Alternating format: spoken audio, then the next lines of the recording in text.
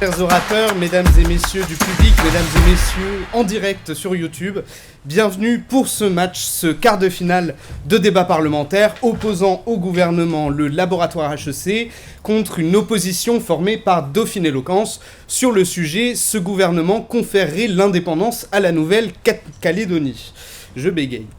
Petit rappel des règles pour vous, cher public. Je vous rappelle que les oratrices et orateurs ici présents doivent discourir en moyenne autour de 5 minutes.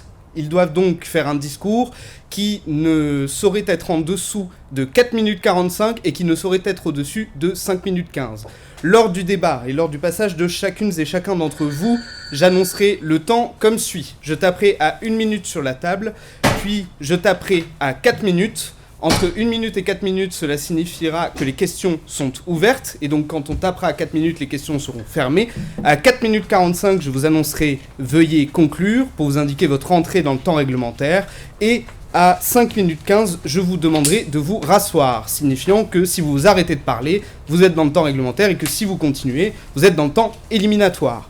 Je vous rappelle également que chaque oratrice et chaque orateur au pupitre doit prendre une question. C'est obligatoire. Si une question n'est pas posée ou une question n'est pas prise, cela sera considéré comme une faute éliminatoire. Rappel pour les oratrices et orateurs, aucun chronomètre ne sera accepté, je serai le seul maître du temps et vous n'avez pas d'autre issue. Eh bien, nous allons pouvoir débuter sur ce match qui va opposer nos deux belles équipes. Je vous demanderai de les applaudir, s'il vous plaît.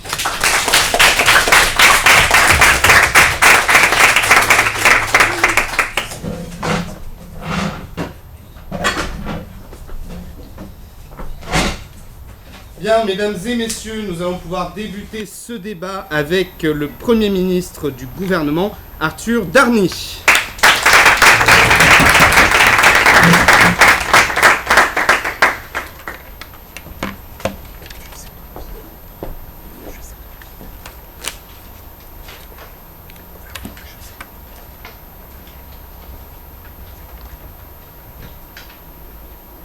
Quelques arpents de sable et de palmier.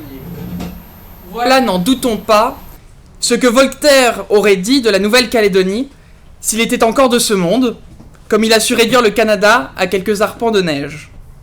Mais contrairement à Voltaire, qui sous-estimait tout ce qui dépassait les portes de Paris, le gouvernement que j'ai l'honneur de mener propose à l'Assemblée ici réunie de saisir toute l'ampleur et l'importance de la situation actuelle en Nouvelle-Calédonie.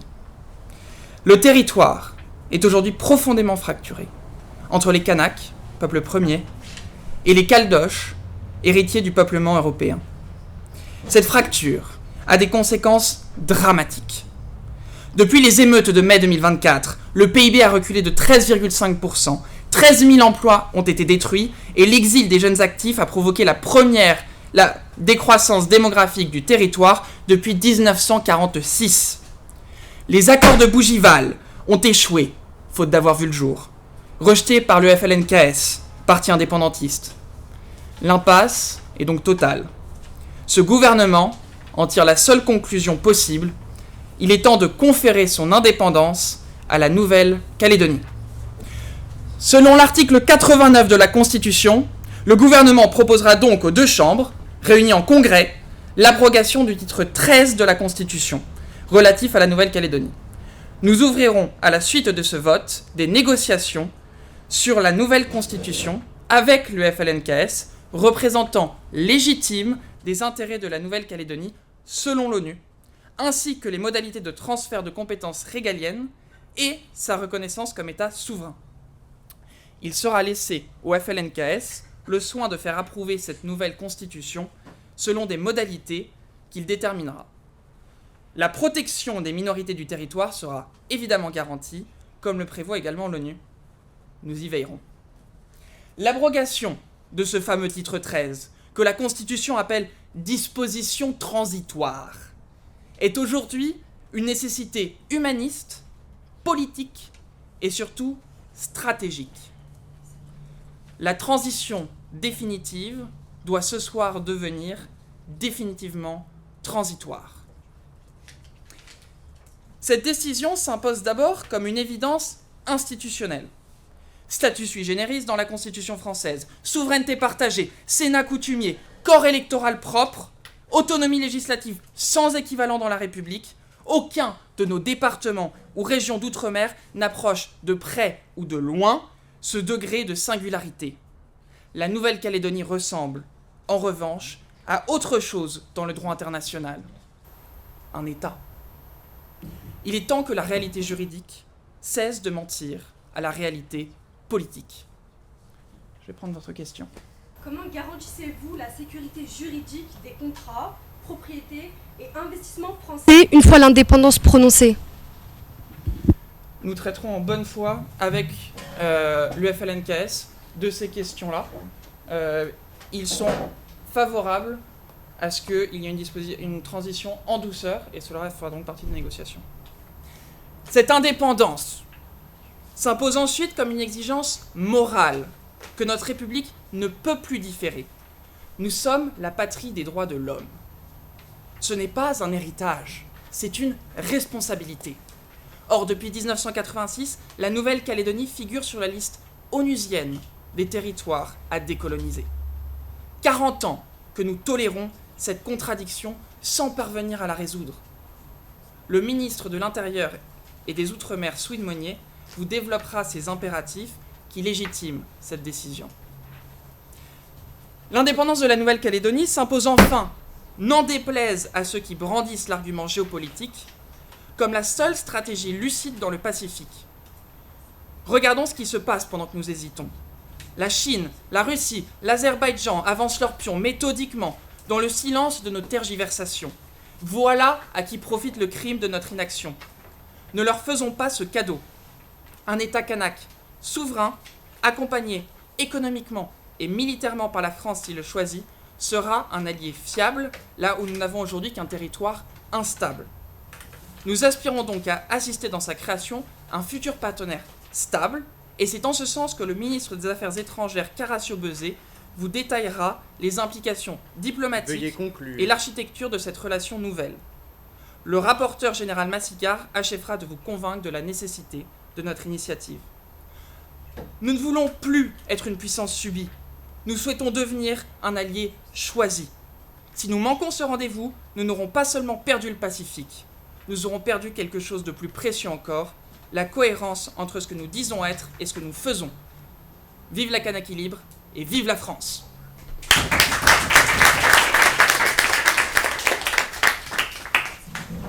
Merci, monsieur le Premier ministre. Je cède désormais la parole à madame la chef de l'opposition, Romane Fayon.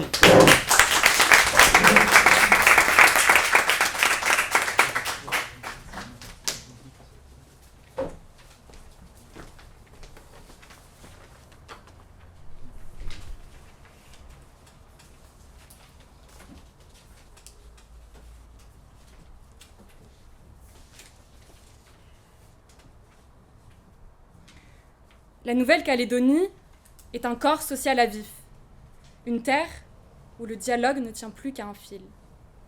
Et votre réponse à cette fragilité est de jeter une allumette sur un baril de poudre en imposant une rupture que la moitié de la population refuse. Gouverner, c'est prévoir. Votre loi, elle, prévoit le chaos.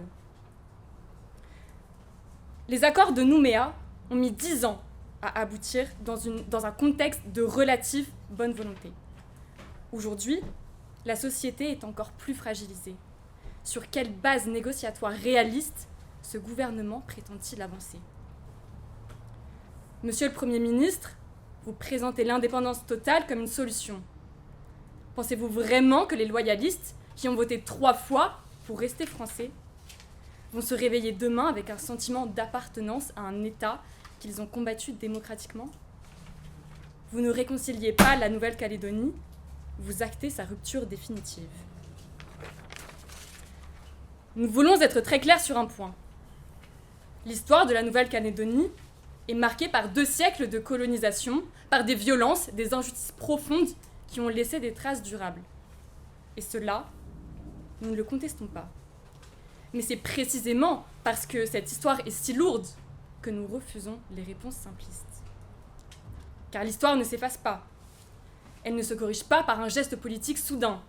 Des choix ont été faits, des trajectoires ont été engagées.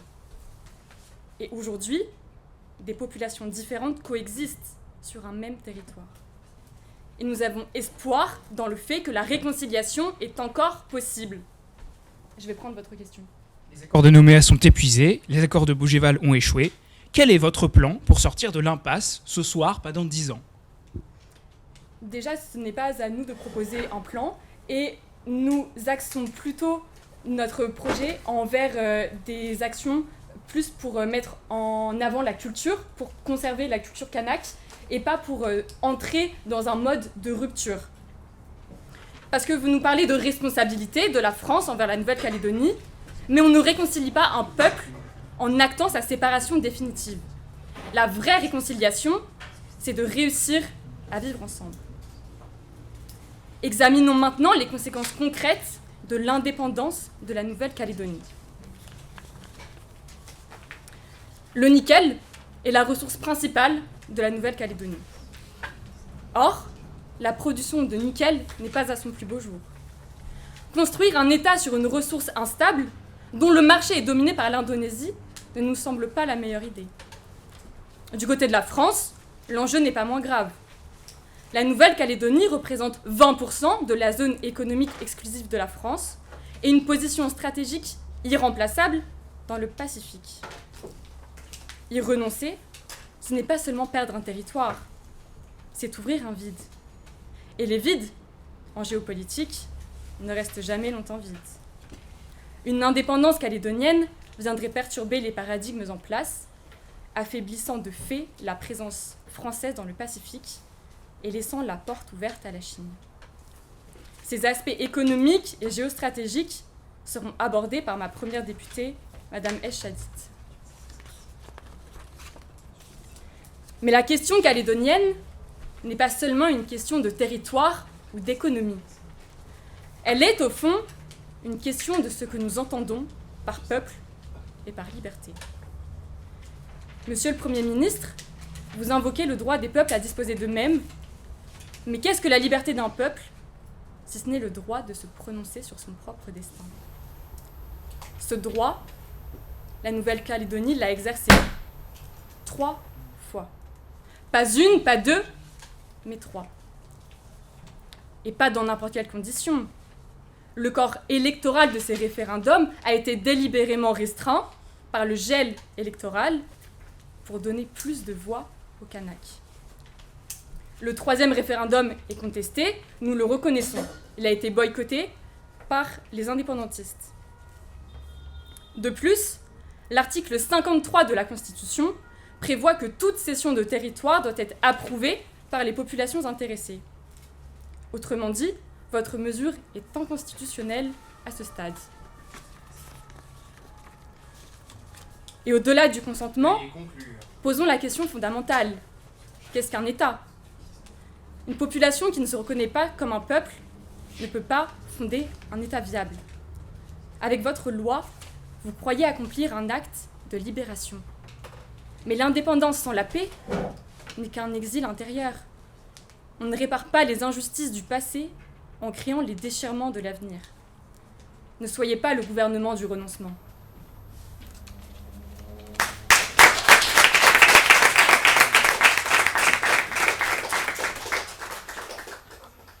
Merci beaucoup, madame. Pour poursuivre ce débat, j'appelle à présent monsieur le ministre de l'Intérieur et des Outre-mer, Melswid Monnier.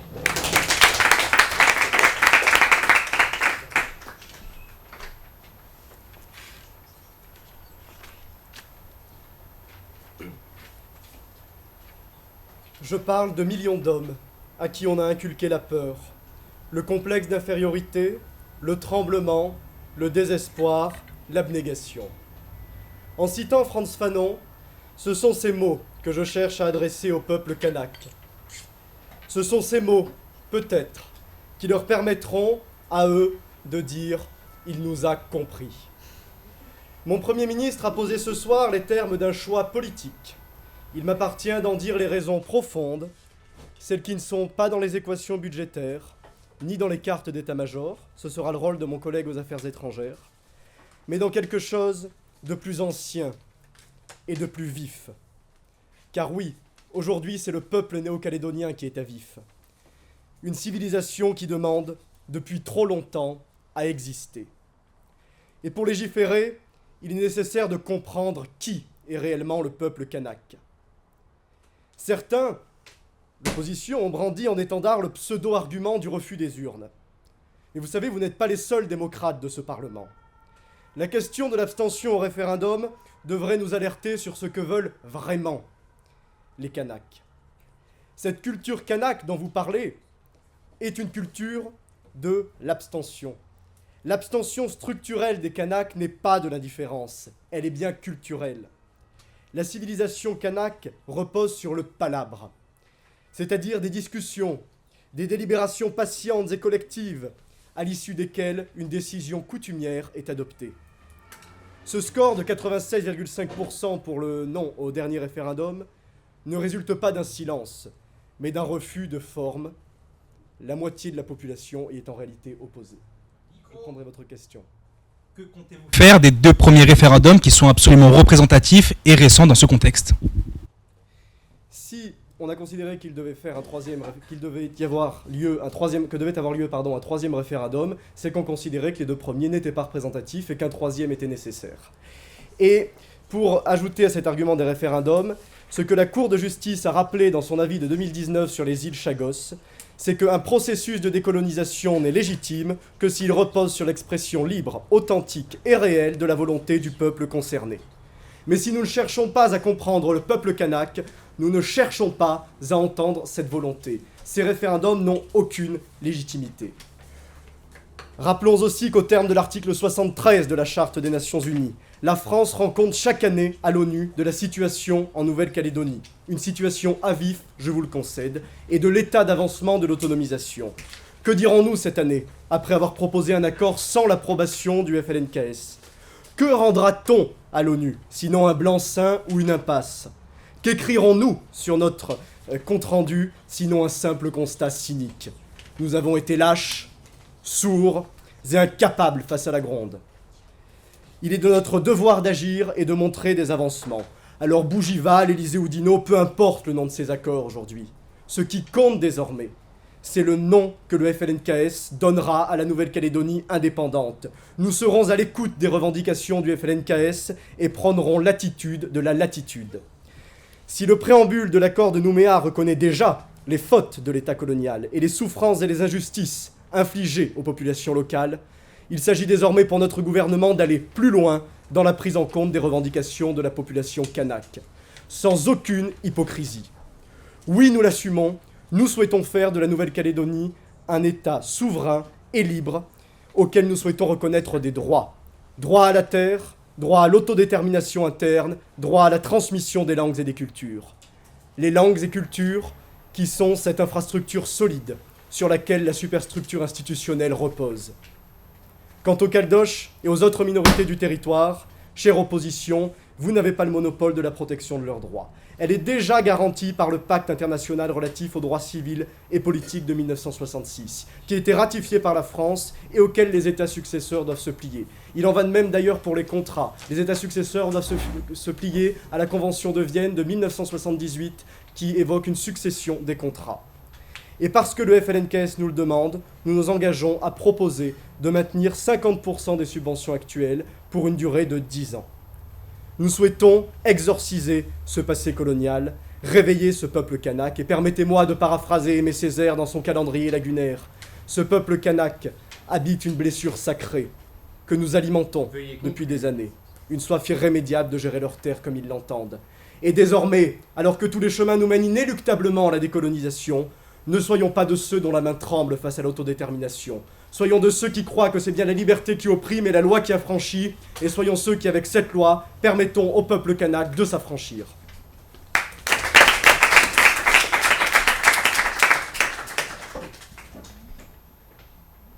Merci beaucoup, monsieur le ministre. La parole est désormais à madame la députée Najwa Echagid.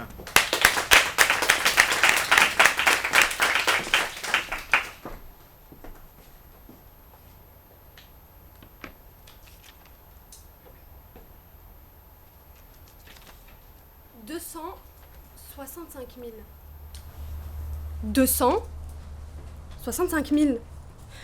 Pas le salaire du Premier ministre, ni le nombre de jours que nous passerons ici à débattre. 265 000. C'est le nombre d'habitants de la Nouvelle-Calédonie. C'est le nombre de citoyens, de familles, de travailleurs, de jeunes dont l'avenir est aujourd'hui en jeu. Et c'est précisément ce que ce gouvernement semble oublier.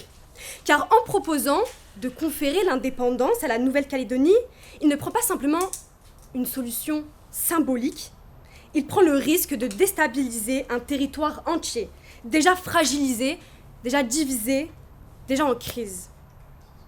Ce projet n'est pas seulement mal pensé, il est profondément dangereux. Et je vais vous dire pourquoi. Premièrement, et c'est le point le plus concret, cette indépendance aggraverait une crise économique déjà majeure. En 2024, et vous l'avez très bien rappelé, monsieur le Premier ministre, le PIB de la Nouvelle-Calédonie a chuté de 13,5%, soit la pire récession en 50 ans. 11 600 salariés du secteur privé ont perdu leurs emplois et le nombre total de salariés est passé de 68 500 à moins de 55 000. Et entre 10 000 et 11 000 personnes ont quitté l'archipel en une seule année. Des familles, des médecins, des enseignants, des compétences qui ne reviendront pas. Je ne dis pas que l'indépendance créerait cette crise, je dis qu'elle supprimerait les mécanismes qui permettraient aujourd'hui d'y faire face. Car monsieur le ministre des Outre-mer a parlé de suivre les transferts monétaires de 50% pendant 10 ans. Or, c'est exactement ce que signifie cet accord, couper les 1,3 milliard de transferts annuels que la France verse à la Nouvelle-Calédonie. Car, voyez-vous, cher gouvernement, ces 1,3 milliard de subventions représentent 18% du PIB calédonien, soit 6 fois le seuil autorisé par l'OCDE. Car oui, une aide extérieure qui dépasse 3% du PIB est déjà considérée comme très élevée. Et je vais prendre votre question. Vous parlez de supprimer des mécanismes qui ne marchent déjà pas. S'ils ne marchent pas, pourquoi ne pas les supprimer justement ? Alors, ils marchent, simplement, ces mécanismes-là permettent de ne pas encore aggraver la situation de la Nouvelle-Calédonie. Déjà, la Nouvelle-Calédonie repose énormément sur les transferts de la France. Si vous réduisez ces transferts de 50% pendant 10 ans, que va-t-il advenir ensuite ? Car oui, après les 10 ans, comment la Nouvelle-Calédonie va se faire ? Parce que la ressource principale de la Nouvelle-Calédonie, c'est la production de nickel, qui représente 96% de ses exportations. Or, sa production a été divisée par 2 en 1 an. Les exportations ont reculé de 52% en valeur. Sa part dans le PIB est tombée de 18% à 5%. Car aujourd'hui, c'est l'Indonésie et non plus la Nouvelle-Calédonie qui domine la production mondiale de nickel, faisant pression sur les prix et rendant la production calédonienne beaucoup moins compétitive. Donc oui, les prix du nickel peuvent remonter ponctuellement, ça c'est un fait et je vous l'accorde. Simplement, cette évolution ne dépend pas des décisions extérieures que prendrait la Nouvelle-Calédonie. De plus, construire un État sur une ressource qui est instable, telle que le nickel, là où les 4 autres pourcents d'exportation sont la pêche, ce n'est tout simplement pas possible. Et je vais prendre votre question. Vous considérez donc que les revendications du FLNKS sont sans valeur ? Non, pas du tout. Nous considérons que la majorité, qui a été quand même montrée plus de 2 fois avec un taux de participation de 80%, et c'est ce que vous disiez tout à l'heure, vous disiez que les 2 premiers référendums n'étaient pas légitimes. Or, que faites-vous du taux de participation de 86% pendant les 2 premiers référendums, là où la majorité du peuple calédonien s'est exprimée ? Nous aussi, nous le prenons en compte.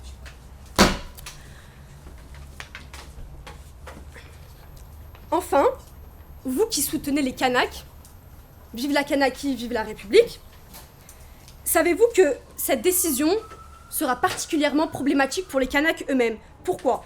Car c'est la couche la plus défavorisée de la Nouvelle-Calédonie.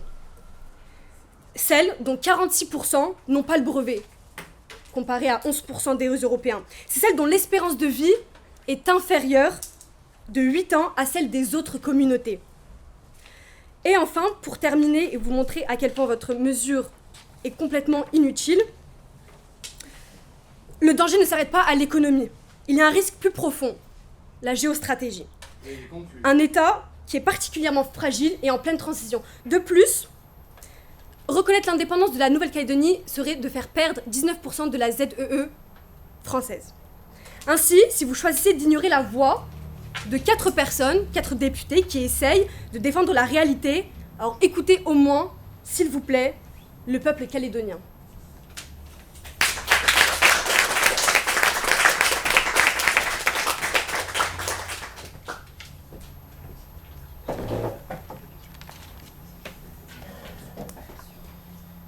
Merci Madame la députée. La parole est désormais à Monsieur le ministre des Affaires étrangères, Simon Carayon-Bézé.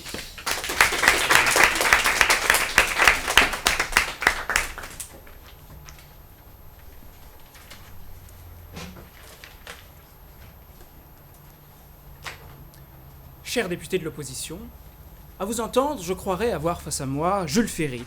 Il y a de quoi, tant vos positions semblent similaires. Car si ce dernier, dans son discours de juillet 1885, défendait les 3 arguments économiques, diplomatiques et humanitaires pour défendre l'existence des colonies, eh bien vous lui substituez la spécificité de la culture calédonienne, nous la prenons en compte aussi dans notre mesure, le vide de ceux qui sont loyalistes face à la France, et le vide que constituerait l'absence de la France sur la scène indo-pacifique.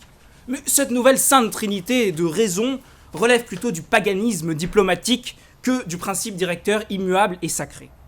Au contraire, je l'affirme haut et fort, l'indépendance de la Nouvelle-Calédonie en tant qu'État souverain sera bénéfique à la fois pour les Kanaks, mais également pour les Français. La défense des intérêts de la Nouvelle-Calédonie, c'est la défense des intérêts de la France. Cette complémentarité s'articule en 3 axes principaux.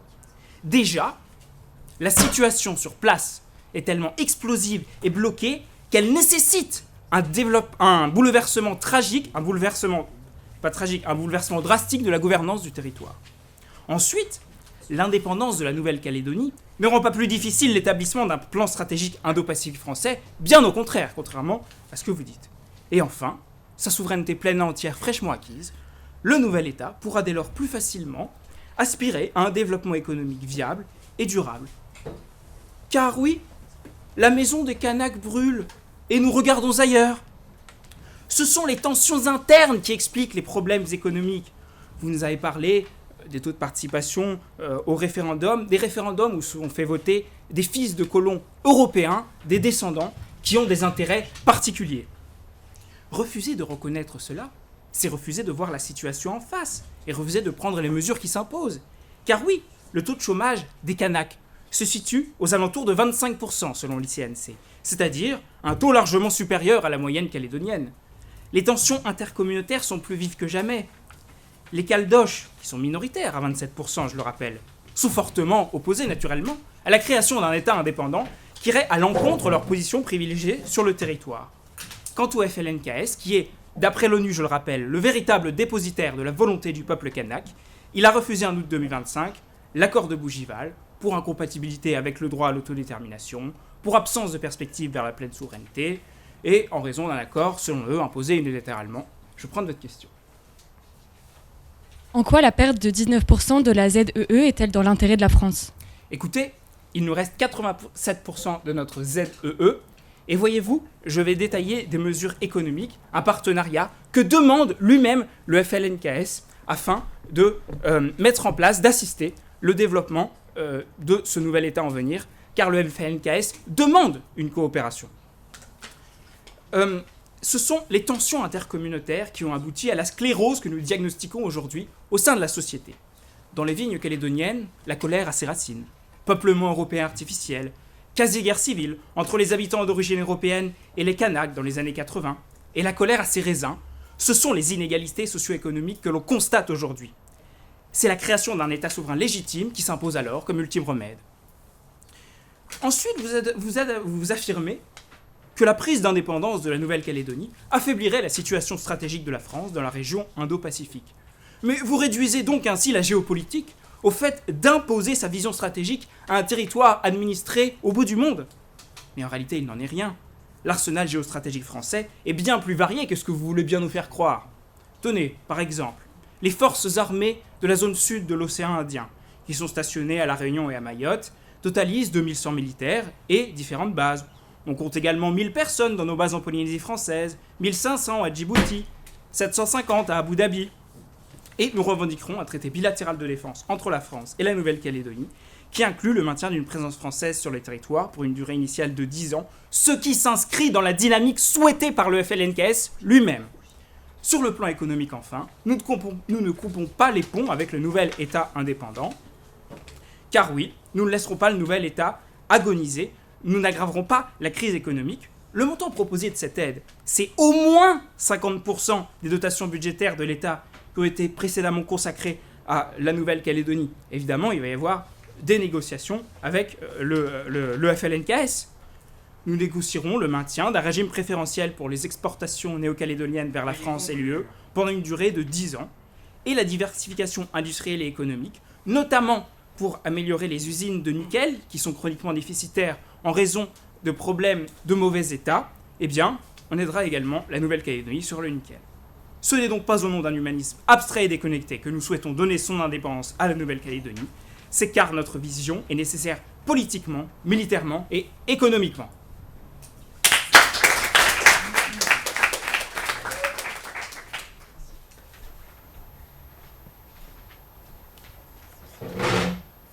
Merci beaucoup, monsieur le ministre. Hop, je reprends mes petits noms. Pour poursuivre ce débat, j'appelle maintenant monsieur le député Marwan Ben Hossein.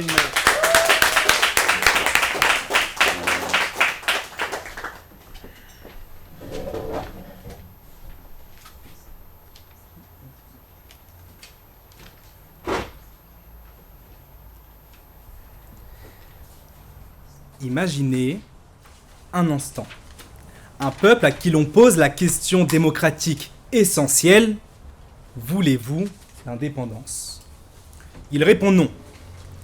Imaginez une seconde fois, on lui repose la question et il répond encore non. Alors nous avons bien compris que le gouvernement souhaite balayer du revers d'une main les 2 premiers référendums, mais ce que propose le gouvernement aujourd'hui, c'est une indépendance sans consentement. 3 référendums ont eu lieu. Le constat ne peut pas être plus clair. 3 fois, l'indépendance a été rejetée. Et si le gouvernement considère que le 3e référendum n'est pas valable à cause du boycott, soit, il y a 2 options simples. Soit on se base sur les 2 premiers qui sont bien récents et bien représentatifs, soit on organise un nouveau référendum dans des conditions acceptées. Mais en aucun cas, on ne remplace un processus démocratique par une décision imposée. Dans une démocratie, quand les règles sont contestées, on reconstruit un processus. On ne force pas un résultat. Et surtout, malgré l'amour que vous portez pour le FLNKS, il n'existe pas aujourd'hui de majorité voulant l'indépendance. Malgré l'amour que vous portez pour le FLNKS, la Nouvelle-Calédonie est une société plurielle, composée de Kanaks, oui, d'Européens, de Wallisiens et d'autres communautés. Alors oui, vous comptez rayer de la carte plus de 60% de la population nouvelle-calédonienne. Et je prends votre question. Les 2 premiers référendums, qui sont ainsi incontestables, mais alors pourquoi il y a eu un 3e référendum alors ? Alors, il est clair et la réponse est très claire et je vois là que vous ne maîtrisez pas votre sujet. Les 3 référendums ont été instaurés dans l'accord de Nouméa et signés par tous les partis. Ainsi, il n'y a pas de majorité nette. Il n'y a pas de consensus d'indépendance. Imposer l'indépendance dans ce contexte, ce n'est pas libérer un peuple, c'est décider à sa place. Comme le disait Jean-Jacques Rousseau, car oui, le gouvernement adore la littérature, la légitimité politique repose sur la volonté générale. Et pour Emmanuel Kant, une décision morale suppose le consentement. Ici, il n'y a ni volonté générale, ni consentement clair. Mais même si le gouvernement avait raison sur l'intention, et j'ai bien dit même si, il aurait encore tort sur les conséquences. Un État, ce n'est pas un symbole. C'est une construction exigeante. Pour exister réellement, un État repose sur 3 conditions essentielles. Une population unifiée, des institutions pleinement souveraines et une reconnaissance internationale stable. Aujourd'hui, aucune de ces conditions n'est pleinement remplie, la population est clairement divisée. Et face à cette problématique, votre solution est d'en oublier la majeure partie de la population. Mais voyons. Les institutions sont encore partiellement dépendantes, malgré une autonomie importante. Et la reconnaissance internationale, ni préparée, ni garantie. Ce que propose le gouvernement, ce n'est donc pas simplement une indépendance, c'est la création d'un État dans des conditions fragiles. Et un État dans des conditions fragiles, dans une société divisée, produit des conséquences bien réelles. Donc malgré ce que le gouvernement avance, des tensions intercommunautaires peuvent exploser, des fractures sociales accrues peuvent exister, et une instabilité politique durable peuvent bien évidemment persister. Et surtout, un risque majeur, encore une fois, que le gouvernement souhaite mettre aux oubliettes, que l'indépendance, au lieu de résoudre les tensions, devienne leur point de rupture. Le gouvernement vous parle de liberté, mais une liberté imposée, sans consensus, dans un contexte instable, ce n'est pas une liberté responsable. Il existe déjà un cadre. L'accord de Nouméa a prévu un processus démocratique d'autodétermination. Ce cadre garantit que toute décision aussi grave soit prise collectivement. Le contourner aujourd'hui, ce n'est pas accélérer l'histoire, c'est rompre avec la démocratie. L'article 53 de la Constitution est très clair. Aucune cession de territoire n'est valable sans le consentement des populations concernées. Et j'ai bien dit des populations et pas seulement de la population kanak. Nous refusons une indépendance sans consentement, un État construit sans fondation solide et une décision qui risque de diviser durablement la société.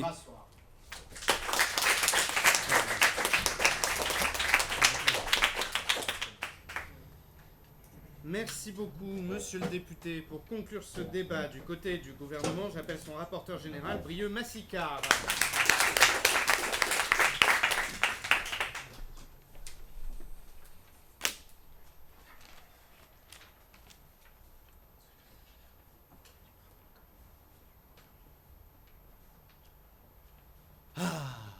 Le temps béni des colonies.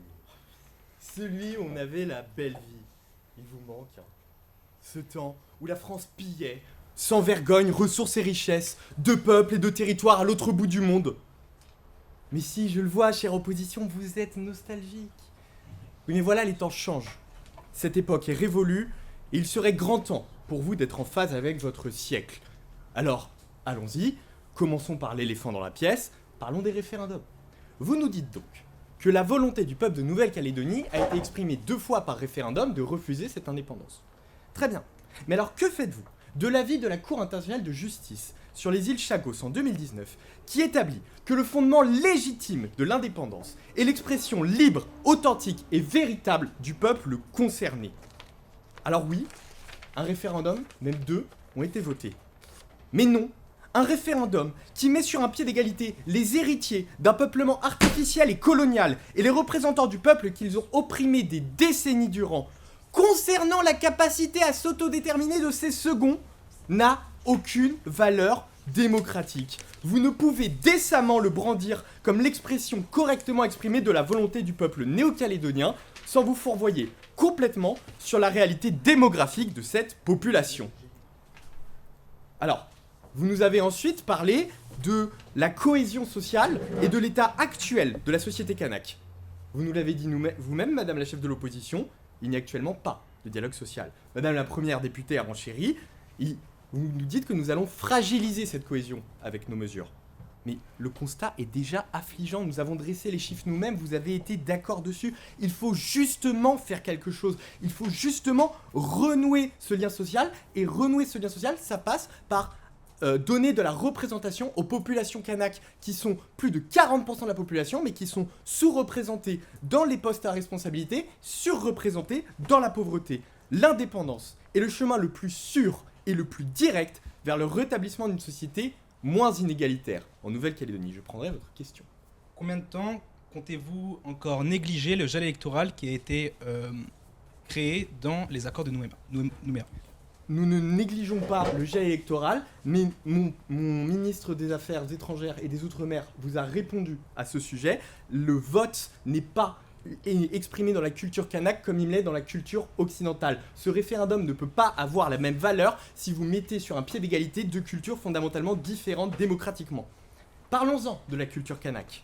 Vous nous avez dit que vous souhaitiez la protéger, que vous souhaitiez la représenter, mais tout le fond de notre mesure, c'est un dialogue permanent avec les Kanaks. C'est un dialogue permanent avec le FLNKS qui est reconnu par l'ONU comme l'autorité capable de traiter la question des Kanaks.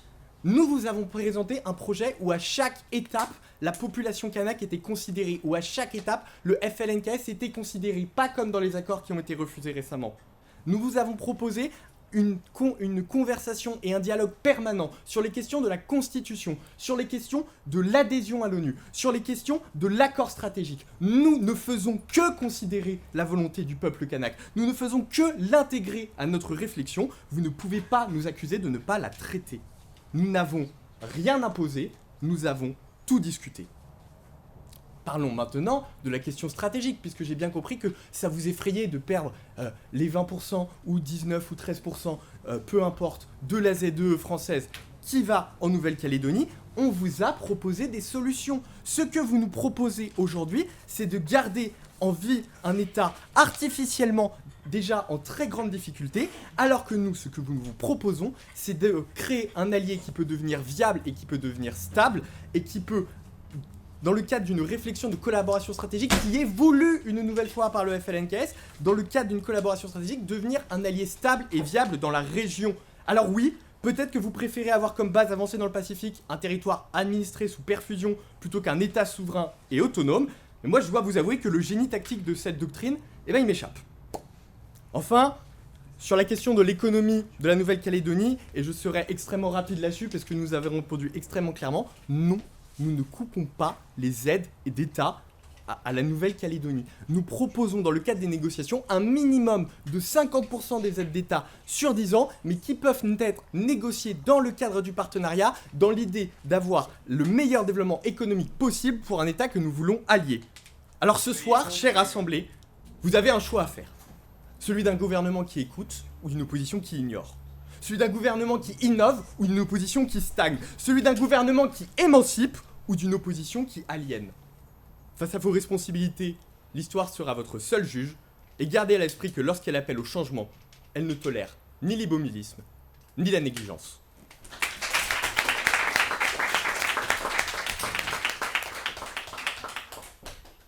Merci beaucoup, monsieur le rapporteur. Pour conclure définitivement ce débat, j'appelle monsieur le secrétaire général de l'opposition, Rony Brochoir.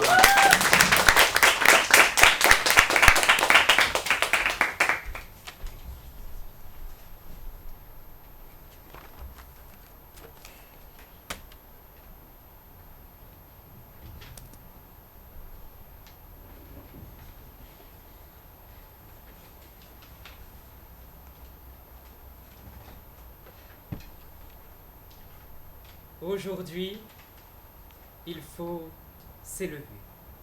S'élever au-dessus de Paris et des bancs confortables de l'Assemblée nationale pour regarder ce que la Nouvelle-Calédonie a à nous apprendre.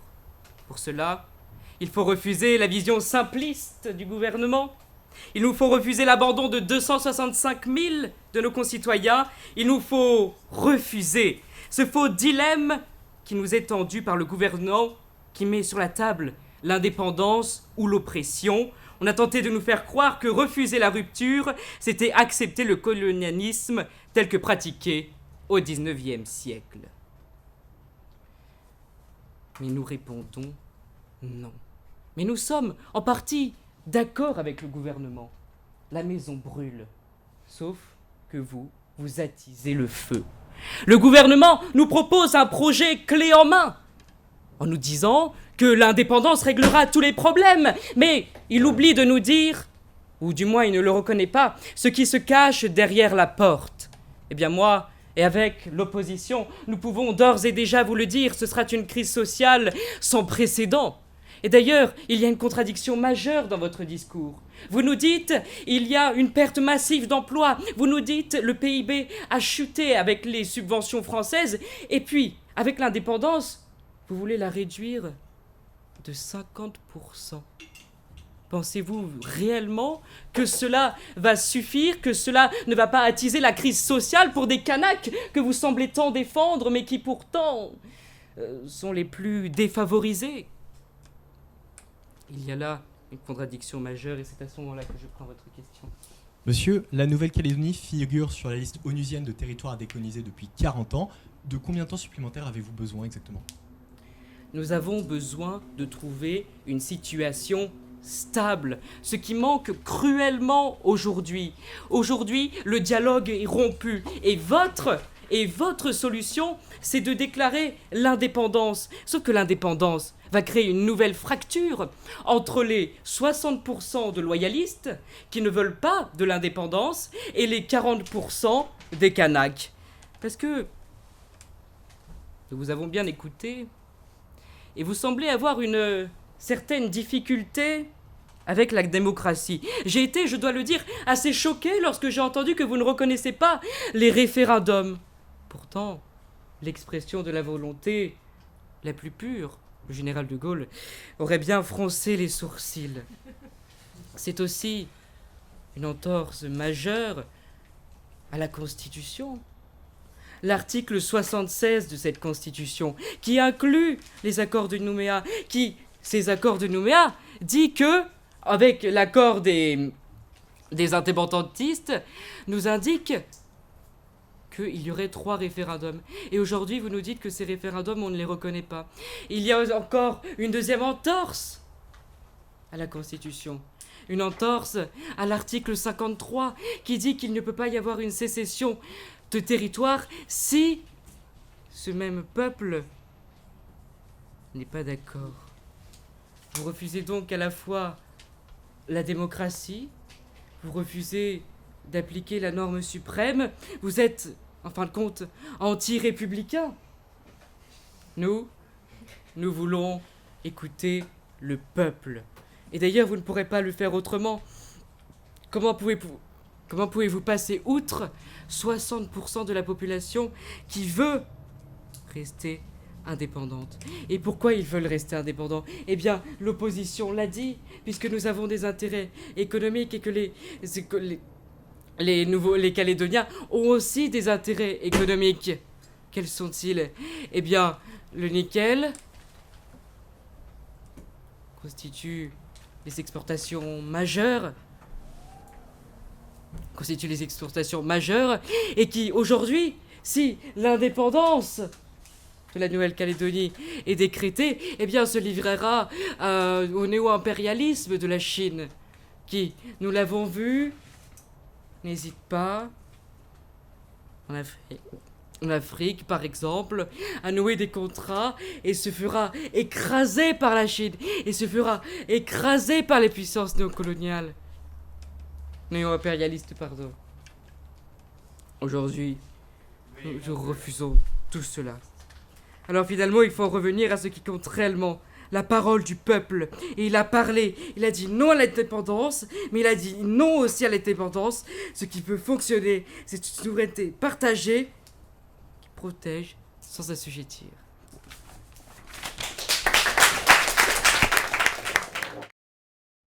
Les jurys ont terminé de délibérer. Je laisserai la parole après à mes 2 co-jurés pour faire les retours aux 2 équipes. Tout d'abord, je tenais à souligner autant au gouvernement qu'à l'opposition qu'ils ont fait un travail vraiment énorme de préparation sur un sujet d'actualité qui est difficile.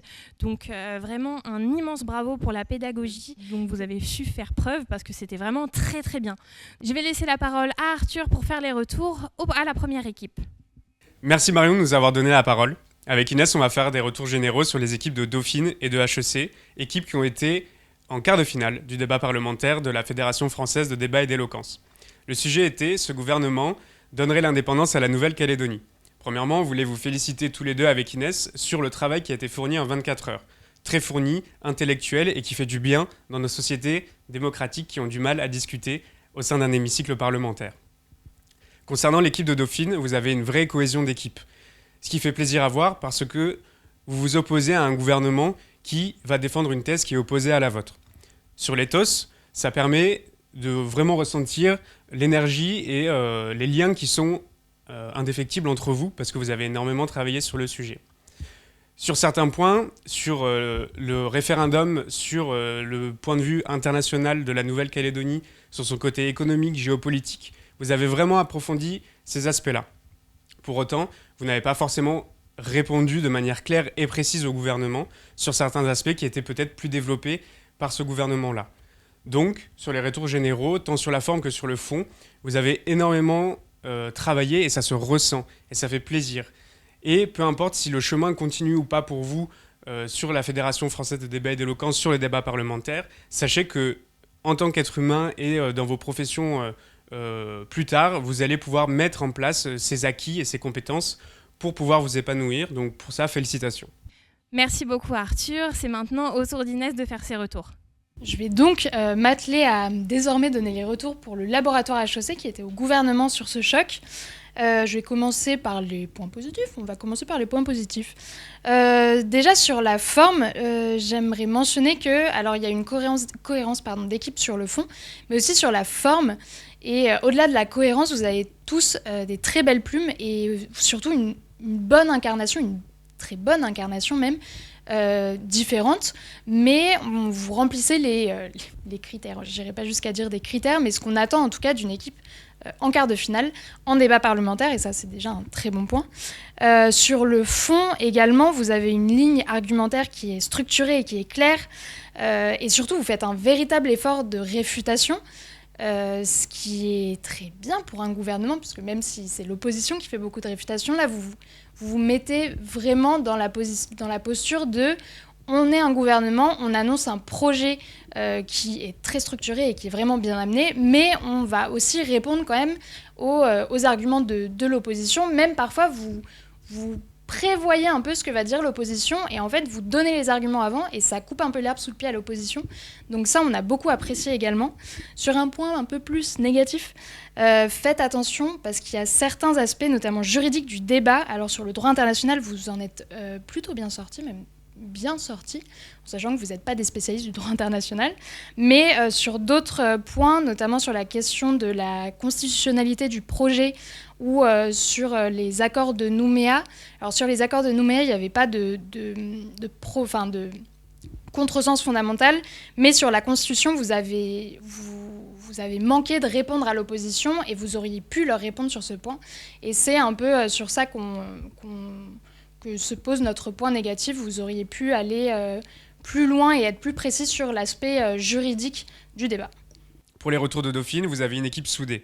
Et ça, c'est très intéressant en débat parlementaire parce que ça montre une vraie cohésion, tant sur l'argumentaire que sur l'éthos, donc l'image que vous pouvez renvoyer aux gens. Néanmoins, on a donné la victoire à HEC parce que, sur le fond, ils ont été plus pertinents. En ce qui concerne le titre de meilleur orateur ou de meilleure oratrice, sachez qu'on aurait pu le donner à plusieurs personnes et que sur les délibérations, on a eu du mal à choisir. Parce que toutes les prestations étaient de qualité et que ça fait plaisir à voir quand on considère que vous êtes jeune et que vous avez encore du travail et du temps pour travailler sur vos prestations orales. Donc je vais donner la parole à Inès pour annoncer le titre de meilleur orateur ou oratrice. Et nous avons décidé d'accorder le titre de meilleur orateur ou oratrice à Mel Swede Monnier, du côté du laboratoire HEC donc. Parce que en fait, c'est le discours qui nous est le plus resté en tête aussi, et sur la forme comme sur le fond, c'est très bien fait. Sur la forme, la plume est magnifique, les exemples sont riches, divers, les références aussi plus littéraires, avec Frantz Fanon et Aimé Césaire en exorde et en péroraison, sont très bien choisis et très bien reliés au sujet. Et sur le fond, il n'y a rien à dire, l'argumentaire est structuré, il est fourni en exemples, et c'est pour toutes ces raisons qu'on a décidé d'accorder ce point de meilleur orateur à Mel Swede Monnier. Merci beaucoup de nous avoir suivis, autant en présentiel que sur le live YouTube. On est bientôt 7000 sur YouTube, ce qui est énorme, donc n'hésitez pas à vous abonner, à laisser un petit like, à commenter si vous avez aimé le match. Le prochain match se déroulera à Bordeaux, en présentiel du côté de Bordeaux. Donc n'hésitez pas à aller le suivre. Ce sera le vendredi 10 avril à 17h30. Merci à tous.